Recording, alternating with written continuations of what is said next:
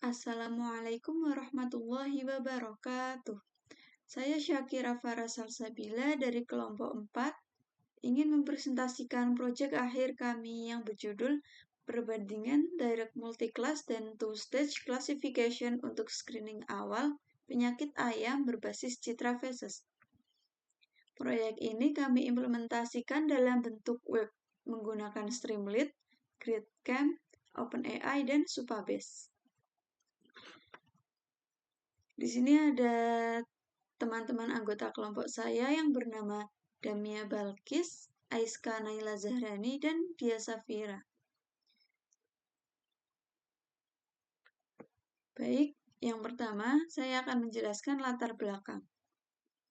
Selama ini, indikasi awal penyakit pada ayam sering dinilai dari warna dan tekstur fesesnya secara manual. Masalahnya, cara ini sangat subjektif dan sangat bergantung pada pengalaman peternak.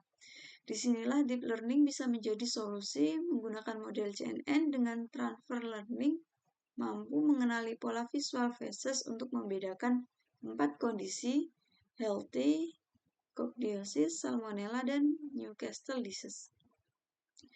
Namun, ada tantangan penting. Datanya tidak seimbang seperti terlihat pada grafik kelas Newcastle disease hanya sekitar 5,5% dari total 6.812 citra. Jadi kelas ini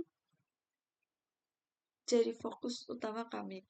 Karena itu kami tidak bisa hanya mengandalkan akurasi. Kami juga mengukur makro F1, recall khusus Newcastle disease, dan error propagation.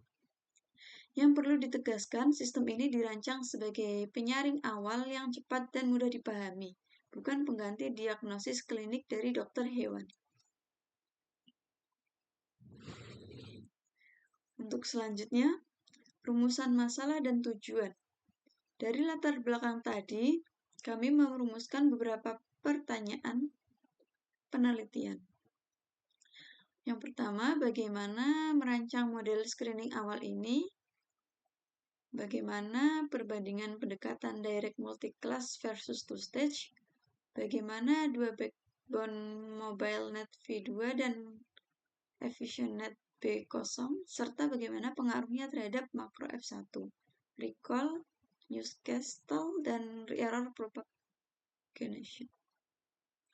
Ujungnya kami ingin menentukan model mana yang paling cocok dijadikan model untuk final website kami. Untuk tujuannya sendiri, yang pertama mengembangkan model klasifikasi citra feses untuk mendukung screening awal. Yang kedua, membandingkan direct multiclass dan two-stage pada MobileNet V2 dan EfficientNet 8B0. Menganalisis akurasi makro F1, recall NCD, confusion matrix, dan error propagation. Menentukan model final web berdasarkan kebutuhan screening awal dan membangun prototype webs, prediksi, confidence, OpenAI, GridCamp, dan Supabase.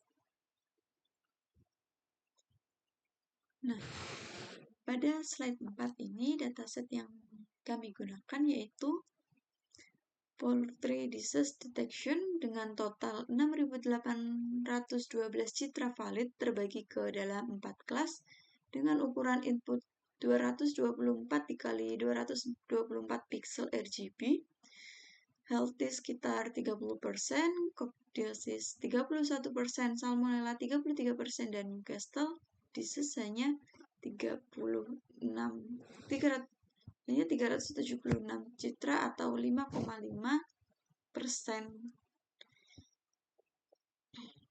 Untuk prapemrosesan, setiap citra dikonversi ke RGB, kemudian di-resize ke 224 kali 224, lalu diproses dengan proses input sesuai backbone-nya.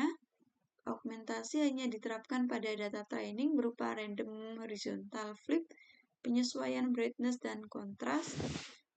Untuk data validasi dan tes sengaja tidak diaugmentasi supaya evaluasinya tetap objektif.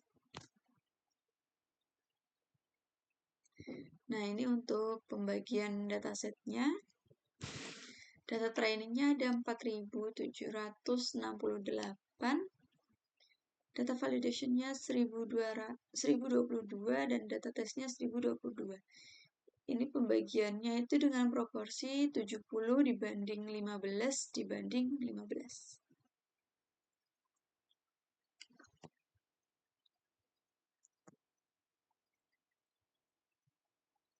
Nah, untuk selanjutnya, dua pendekatan klasifikasi. Yang pertama, inti dari perbandingan kami ada di dua pendekatan ini.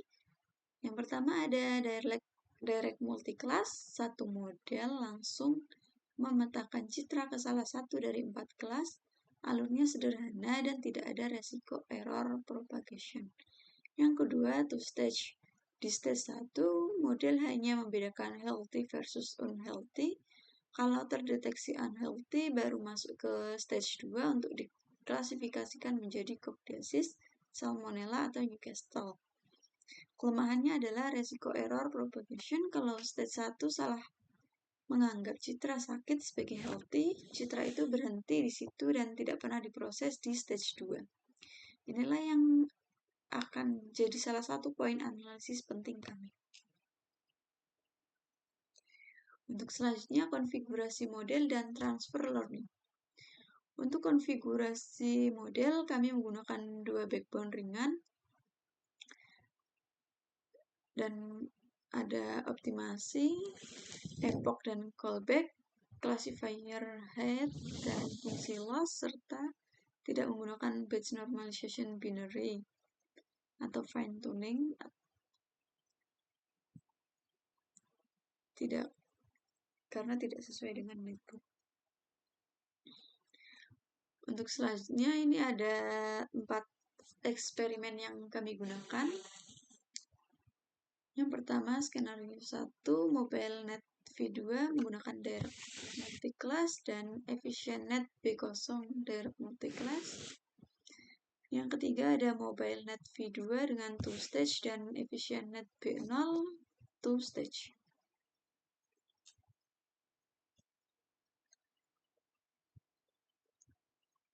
Selanjutnya untuk hasil direct multiclass-nya sendiri, untuk pendekatan direct multiclass dari kurva akurasi dan loss terlihat model belajar dengan stabil tanpa overfitting berlebihan pada data tes. Mobile Net V2 direct mencapai akurasi 0,9344 dengan recall Newcastle 0,8571. Sementara EfficientNet B0 direct meraih akurasi 0,935, makronya F1 0,8918 dan recall Newcastle 0,8750 yang tertinggi. Artinya, EfficientNet B0 direct paling sensitif terhadap kelas minoritas. Penting untuk screening awal. Kesehatan utama hanya sebagian kecil antara Newcastle disease dan Salmonella yang mirip secara visual tanpa resiko error propagation.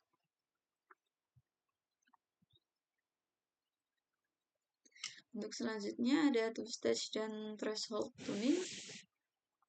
Untuk pendekatan two stage, kami melakukan threshold tuning pada stage 1, mencoba nilai 0,50 sampai 0,90. Dari eksperimen threshold, 0,70 kami pilih karena memberi keseimbangan terbaik antara makro F1, recall Newcastle, dan error propagation. Nah, ini bisa dilihat tabelnya ya.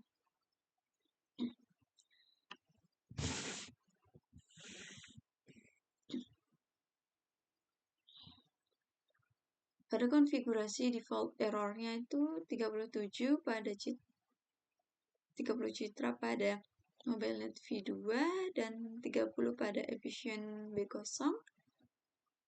Kemudian semakin lama semakin turun.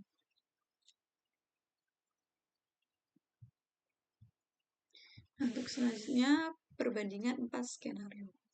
Kalau kita rangkum 4 skenario dalam satu tabel EfficientNet B0, two stage memang juara di akurasi dan makro F1. Tetapi kalau dilihat dari kolom recall Newcastle disease, yang divisualisasikan pada grafik batang di sebelah kanan justru pendekatan direct yang lebih unggul. Efisienet B0 direct meraih recall Newcastle 0,8750 tertinggi di antara semua dan tanpa error propagation. Karena itulah meskipun bukan yang tertinggi di akurasi, Efisienet B0 direct kami tandai sebagai model final untuk website.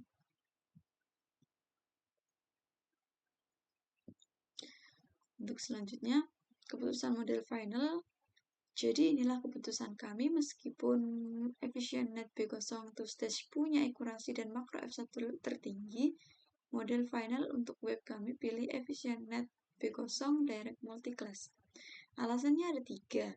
Pertama, recall Newcastle disease-nya tertinggi di 0,8750, paling sensitif untuk mendeteksi kelas minoritas dan ini krusial untuk screening awal. Kedua, tidak ada resiko error propagation, jadi tidak ada citra sakit yang tersaring keliru sebagai sehat. Ketiga, salah satu model dengan satu alur inferensi jauh lebih sederhana untuk diintegrasikan ke Streamlit.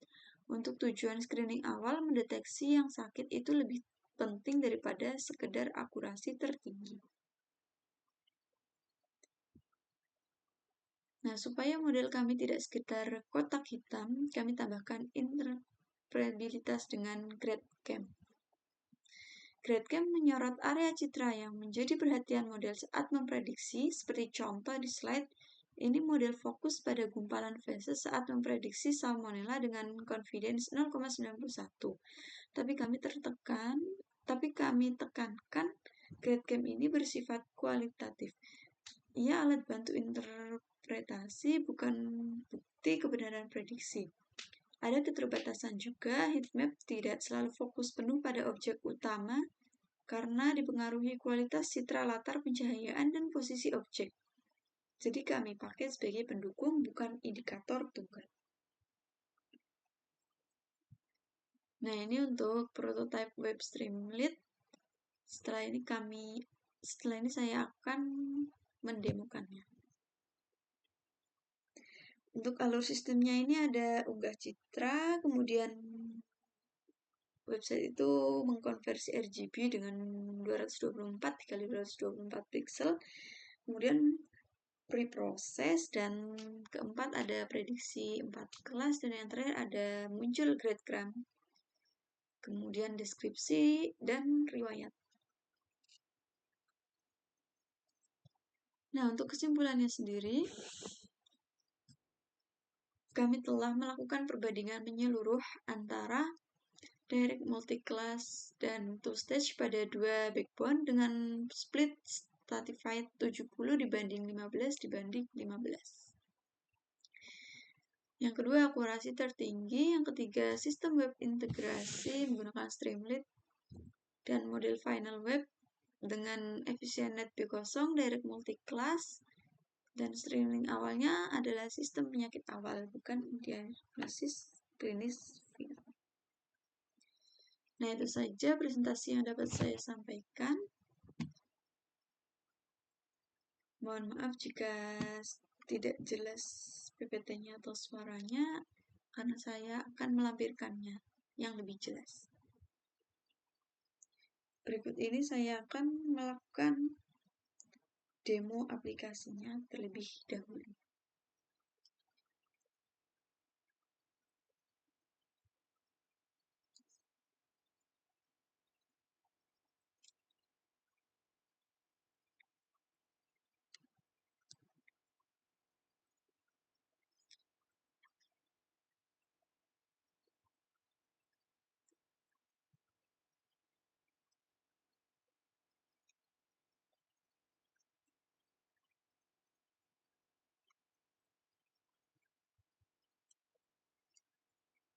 Maaf, sebentar.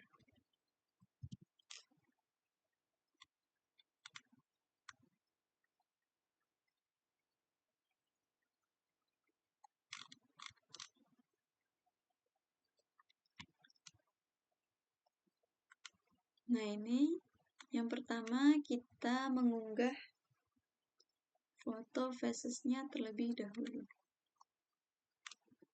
Kita upload.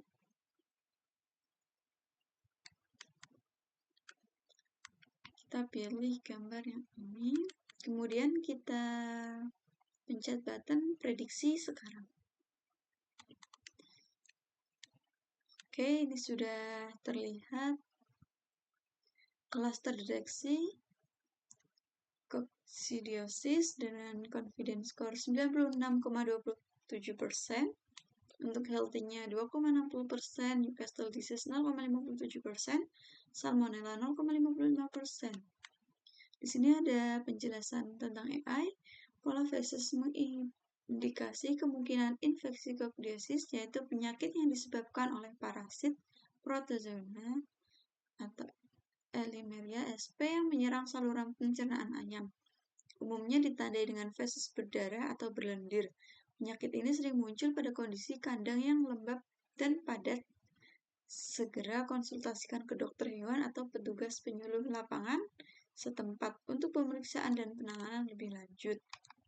Nah, kemudian ini ada gradcam-nya yang mengarah ke area citra feces tersebut. Dan kemudian di sini ada riwayat scan yang tersimpan di dalam website Supabase. Yang mana Supabase? Database Supabase. Oke.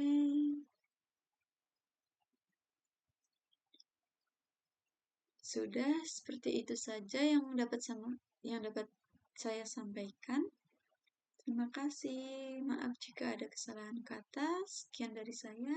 Wassalamualaikum warahmatullahi wabarakatuh.